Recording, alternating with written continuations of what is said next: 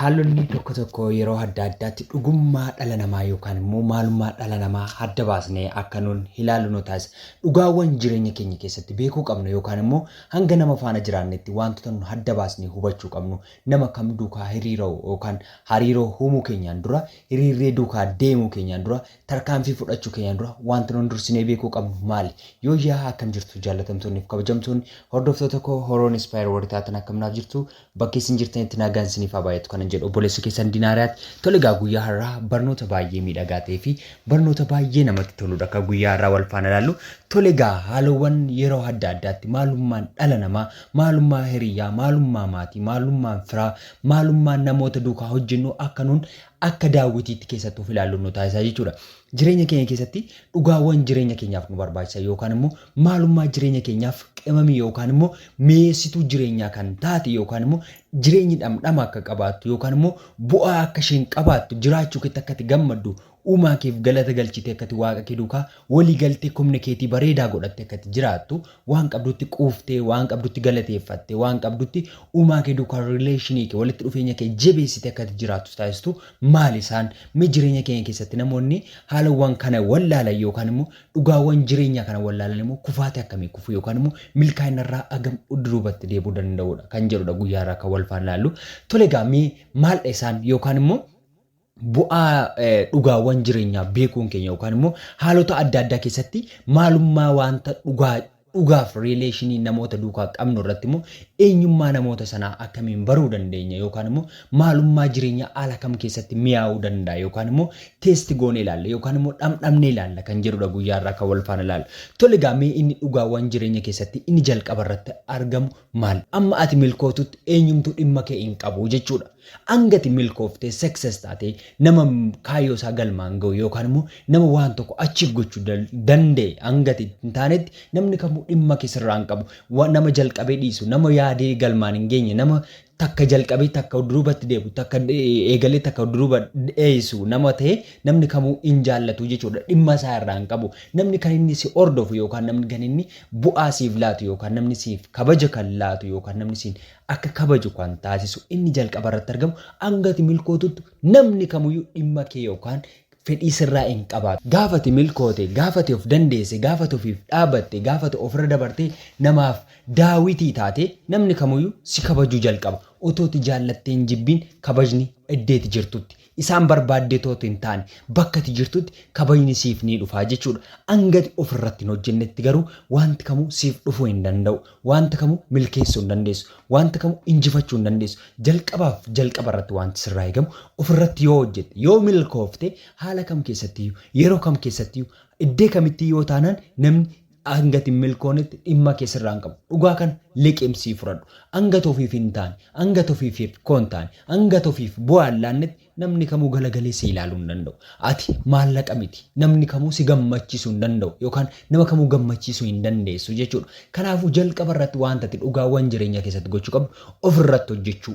Yoo ofirratti hojjette, yoo ofirratti dalagde, yoo ofirratti raawwatte wanta karoorsite sana yookaan appilaayi yoo ofirratti goote naamani akka ati milkoone wanta si taasisu tokkoof tokko tasuma hin jiraatu jechuudha. Kanaafuu jalqaba irratti akka namni si kabaju, akka namni iddoo siif qabaatu, akka namni siif dhaabbatu yoo barbaadde jalqaba ofirratti hojjedhu. Yoo milkoofte na amani eenyuyyuu waa'ee keef dhimma ni qabaata yookaan immoo naaf dhimma narratti dhimma hin qabu namni dhimma koo isaanii ilaallatu jettee yeroo boosutti naamani jalqabatu ofirratti hojjettee namni kamuu siin si hordofa malee ati nama kamuu hordofuu hin dandeessu jechuudha. Kanaaf immoo wanta ati beekuu qabduuf wanta ati hubachuu qabdu ofirratti hojjechuudha. Inni lammiffaan immoo yeroon udduuba deebi'ee tasuma hin dhufu. Wanta har'a gochuu qabdu yookaan wanta har'a dalaguu qabdu wanta har'a milkeessuu qabdu har'a hin milkeessu taanaan na amani kufaati guddaatu taa'ee si eeggata. Namni kamuu udduuba deebi'ee yeroo keessan siif mijeessuu hin danda'u yookaan udduuba siif gottute siif sirreessuu hin danda'u. Kun dhugaawwan jireenya keessatti nu mudatanidha waan ta'eef kanaafuu yeroo qabdutti haala qabdutti ala siif mijate keessatti dafii raawwadhu. Yeroo sanatti kabajan argatta, ulfinan argatta, maatii kee biraa, hiriyyaa biraa, fira biraa, halagaa biraa, nama kan biraa of kabachiisuu ni dandeessaa jechuudha. Kanaafuu yeroon dhugaa guddaati yookaan yeroon humna guddaa qaba waan ta'eef yeroo qabdutti fayyadami. Inni sadaffaa irratti argamu namni hundumtuu hiriyyaa kee miti. Namni sitti dhiyaate hundumtuu, namni si duukaa kolfe hundumtuu, namni si duukaa hojjete hundumtuu, namni si duukaa dhaabbate hundumtuu hiriyyaa kee miti.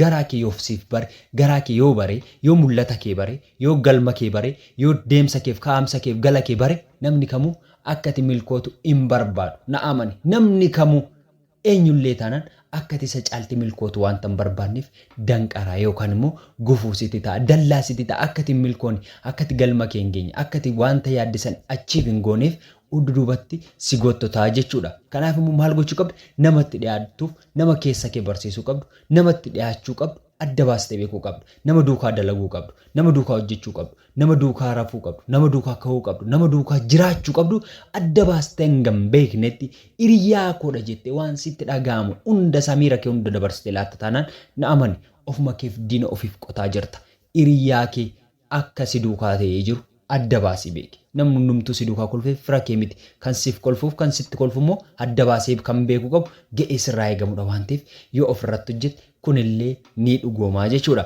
Inni Afriffaa irratti argamu qarshiin namoota ni jijjiira. Namoota irra duukaa jiraattu kun qarshiin jijjiiruu danda'a. Namni kun qarshiin natti hin jijjiiramu, maatiin qarshiin hin jijjiiramu, hiriyaan qarshiin hin jijjiiramu, fir qarshiin hin jijjiiramu. Alagaan qarshiin hin jijjiiramu.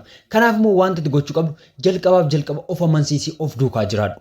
Of duukaa ta'e namni of duukaa ta'e namni ofitti hirkate namni waaqa isaatti hirkate namni uumaa isaatti hirkate namni waaqa isaa galateeffate duukaa jiraatu na amani nama kamittuyyuu qabamuu hin danda'u yookaan immoo namni kamuu yoo itti jijjiirame yookaan haala kam keessatti yeroo kamitti illee namni haala kam keessatti yoo itti jijjiirame isa yaaddessuu jechuudha. Jalqaba irratti uumaa isaaf yoo bitame uumaa isaa duukaa yoo walii galtee qabaate haala kam keessatti inna'u jechuudha. Haala kam keessatti yoo namni itti jijjiirame illee wanta isa naasisu tokko hin jiraatu jechuudha.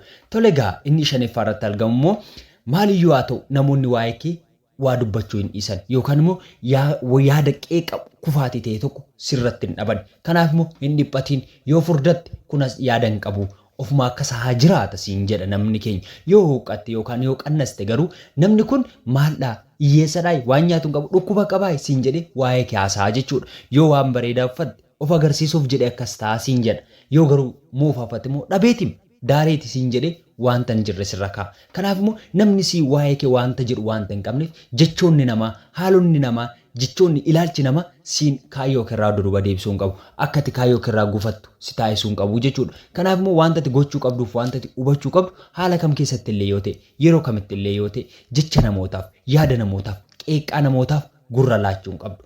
Galma keerratti karoorsite galma keerratti yoo hojjette na amani yeroo kamitti illee taanaan milkaa'aa taata waan ta'eef in sodaatiin inni ittaanee argamuuf inni dhumarratti argamu haala mijataa koomfortii zooniin habjuu kee barbadeessa yookaan akka ati galma kee hin geenye si taasisa. Maal koomfortii zoonii yookaan immoo haala mijataa wanti hundumtuu siif mijataadha taanaan tur hamman hojjedhu boodan hojjedha yookaan immoo anoon manatti tolaan jiru miirri gaarii natti dhagaaman jiru haala miilli gaarii akkasitti dhagaamutti teessee eegda taanaan kufaatii guddaa keessa si galchaa jechuudha. Kanaaf immoo wantoota mijaa'oo keessaa yookaan koomfortii zoonii keessaa baatee chaalenjoota yookaan immoo kufaatiiwwan mudannoowwan adda addaa gaafa mokkoraa deemtu na amani galma keef of qopheessita. Kanaaf immoo dhugaawwan jireenya keenya keessatti nu barbaachisan yookaan immoo haalota namootaa haalota yerootiin nutti jijjiiraman yookaan immoo haalota yeroo irratti hundaa'uun namoota nu miidhanii fi nu fayyadan adda baasnee akka nu hubannuuf waan baay'ee irraa hubanneerra jedhee yaada. Yoo isinitti toleerate laayik, sheer, sabskiraayib gochuun maatii keenya ta'a. Oolmaa gaarii qabaadhaa.